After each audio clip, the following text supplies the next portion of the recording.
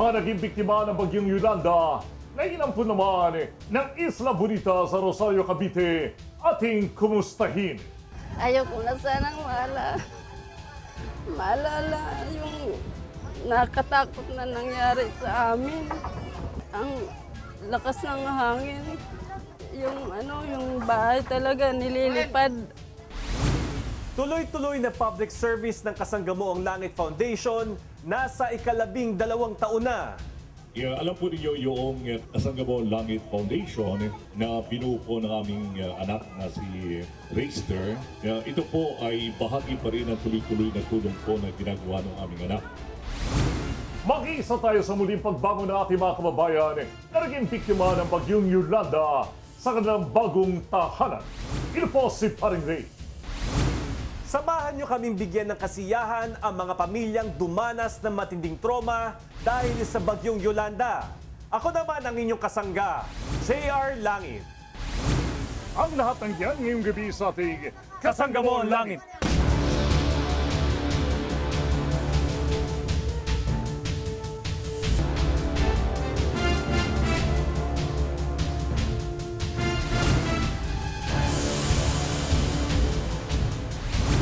Makibigan, ito po ang pang-siyam na taong anibersaryo ng Kasanggamoang Langit Foundation na isinasangtuparan po namin dito sa Isla Bonita, dito po sa Rosario, Cavite. Makalipas po na mamaya pa ang ating kasanggang si Reister Langit.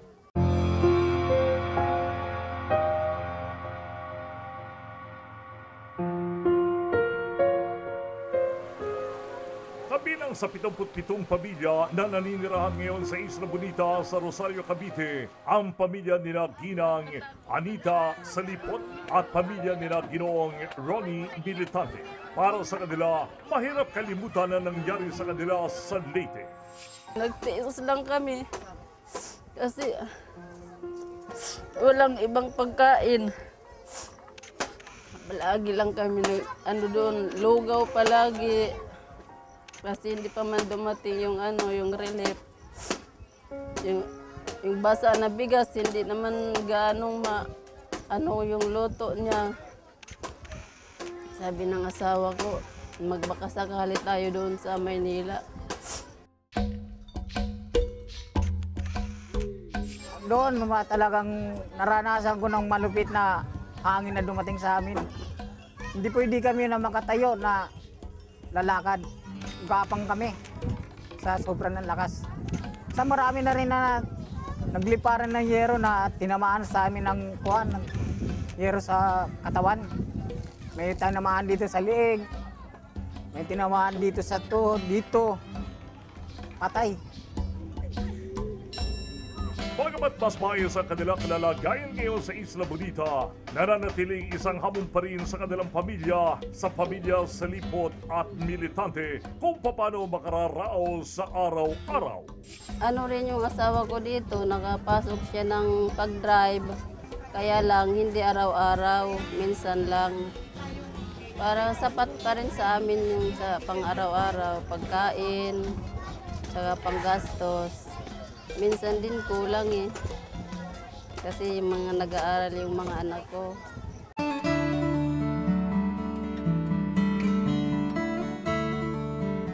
Mas okay nga ngayon. Kasi doon, wala pang makuhanan doon ng hanap buhay talaga.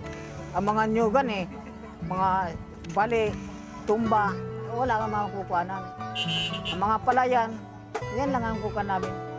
Kahit di kami nakikita ni Paring Ray, parang naman yung aming landas na tinahak. At yun ay paglilingkod sa bayan.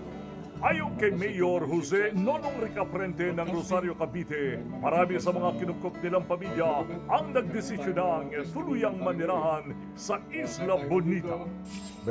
Paglipas ng 7 buwan na sila dumating dito, tingin ko naman happy na sila rito at mas sila ligtas kasi dito Hindi sila nakatiyak yung babalikan nila doon. Halos wala pa nga yata ang mga rehab efforts na nangyayari doon sa ngayon. At sila nga may trabaho na dito, may mga kabuhayan na sila, pangkabuhayan. At tinuturing namin silang mga taga-Salinas mismo So, karamihan sa kanila dito na nakarehistro, dito na sila magtitigil. Itong mga pansamantalang kubo nila dito ay lipat namin sila doon sa mas safe talaga. Malapit lang dito rin. Binibili pa namin yung lupa eh.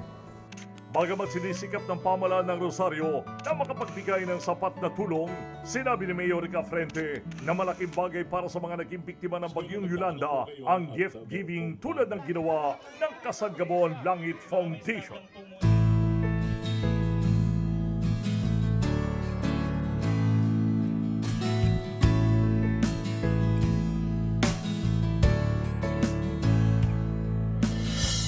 Minsan, tila walang biyayang dumarating at hindi naririnig ang magdamag mong panalangin. Naisip mo na bang hindi ka nag-iisa? Ano man ang laban mo? Tunay nga, ang pangalan nyo ay Kasanggamuang Langit. Sapat dito sa Rosario ay nakakita kahit paano sila ng, di ba? Mas magaang na buhay kaysa kung babalik pa sila sa Leyte o sa Sama. Sana marami pa tayong pag-ugnay, marami pa tayong projects na pagsamahan, Raystar Foundation at ang Bayan ng Rosario dito sa Cavite. Makakasa po kayo, ipagpapatuloy po namin ang naging commitment na ito. Niiniwanan po ng ating kasanggang si Raystar. Wala nang siya mamaya pa rito po sa Palawan sa pagpapatuloy po ng ating public service ng Kasanggamuang Langit at gayon din ng ating foundation.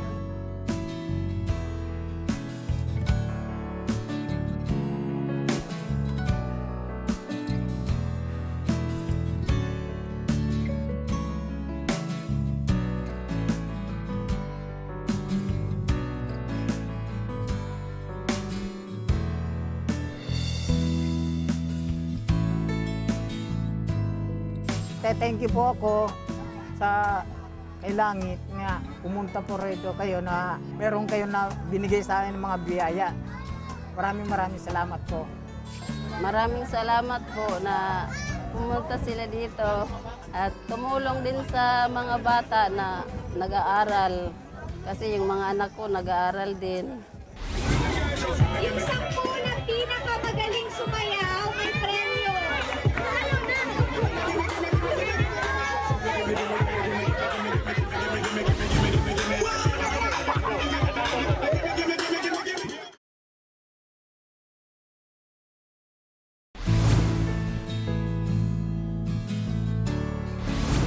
Kasama natin ngayon ang 85 pamilyang biktima ng bagyong Yolanda na kinupkop ng pamahalaang lokal ng Rosario, Cavite.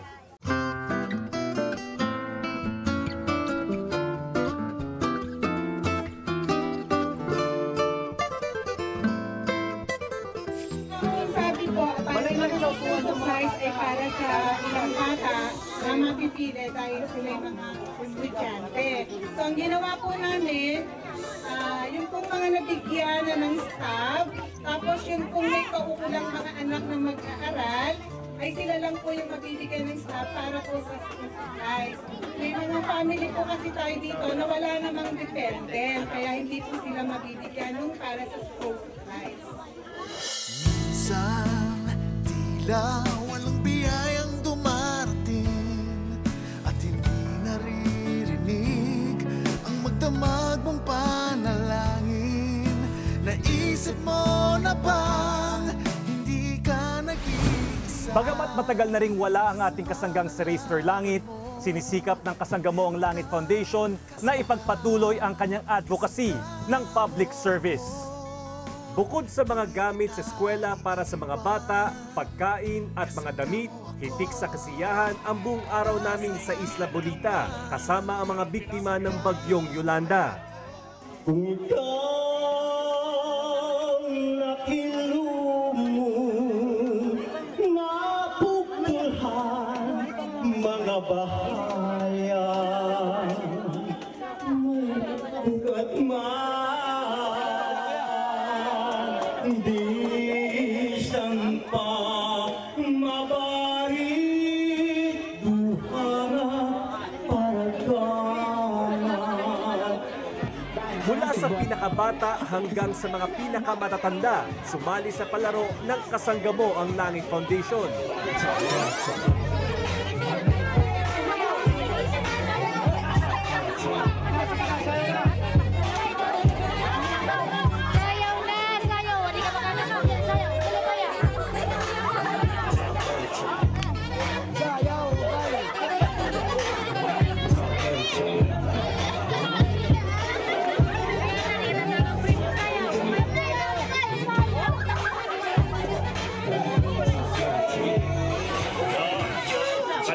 tatlo, ha? Parang tatlo. Okay, sayaw. Sige, tuloy-tuloy.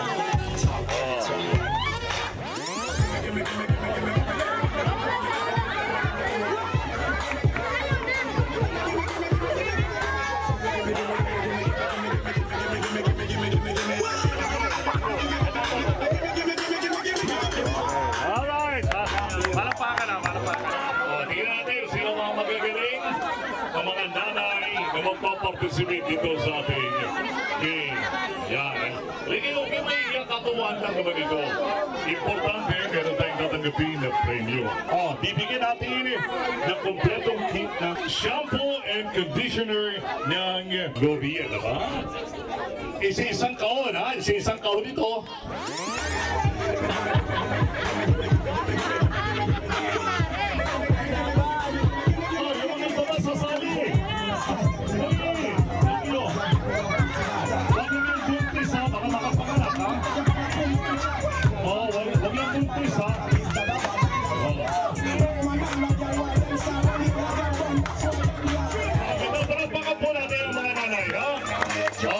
Isa, dalawa, tatlo, apat, lima.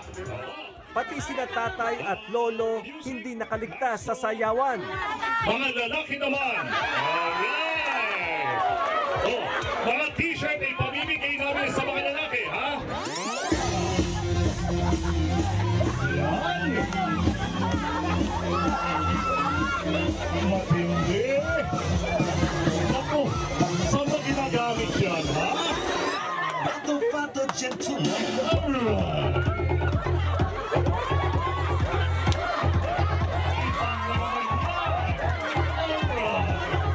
Basta huwag lang magkakalas-kalas ang buto ninyo. Kaya para handa niyo masalumpas. Alright, palakpakan natin mga kaibigan. Yan ho ay hindi ginagamit pang-public ang sayaw na yan, kundi sa mga beer garden lang ginagamit ang sayaw na yan. Alright. Sana po ay nasiyahan kayo sa aming ibinigay na gift giving sa araw na ito. Kami po ay nagmamalasakit din po sa inyong nangyaring trahedya sa mama sa atin. Okay, maraming salamat po sa inyo lahat.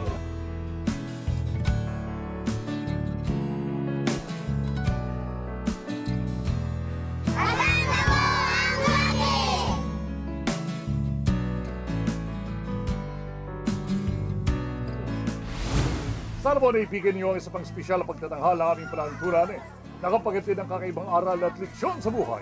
Sa ngalapan po ni Racer Langit, mula po rito sa Isla Bonita, sa Rosario, Cavite, ito po si Paring Ray. Ako naman si JR Langit. Laging tandaan, Sa lamang laban, kasanggamon langit.